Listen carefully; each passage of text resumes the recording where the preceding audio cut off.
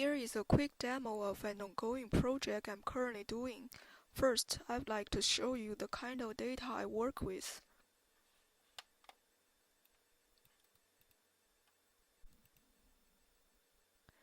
This is a heat map of gene expression microarray data from human samples treated with radiation. You can see there are 250 samples on the x-axis and over 20,000 genes on the y-axis. Obviously, there are some signals hidden behind the background noise, and I would like to extract those signals.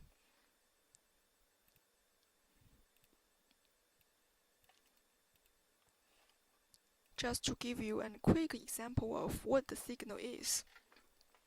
Here is a single gene out of 20,000 genes that I displayed its gene expression value across the labels of the samples. Because this is a radiation-treated sample, we can see that without the radiation, the value is at around 11. With the increment of radiation doses, the expression value decreases dramatically. The question is that genes interact with each other as a group. We want to extract those signatures as a group of genes instead of one single gene and find those signatures that predict the radiation well. However, sometimes it's difficult to perform experiments on humans directly. We use mice models to study human disease. Here is another example of mice gene expression data that was treated with radiation exposure. We see that the expression value looks similar as each other, but there's also some differences. The question I want to study here is to find the homologous genes between human and the mouse, and then find the signatures in the mice projected into human, and therefore we could find the predictors or classifiers. Here's the source code to perform the homologous mapping that I wrote in R. Here's the code, and it's now running. The program finished running in a few minutes. Let's check the output. So basically the code gives us a table between the homologous genes across two species, human and mice. So each individual human genes, as labeled with such symbols, is mapped to a mice gene ID in the last column. And the table has been decreased to 10,000 rows. With this information, we can do feature selections and pattern recognitions with different methods. I implement all these different statistical methods in MATLAB. So basically, this main function implements all these supplementary source codes to conduct variable selections, classifications, dimension reductions using ElastiNet, random forest, support vector machine, and factor analysis, and so forth. Let's implement it.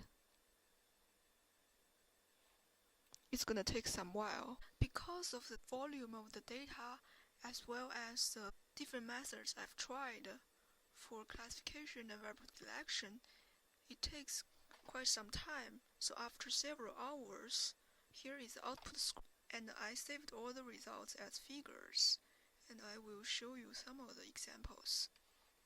Here is one example using the 10,000 genes directly to do classification.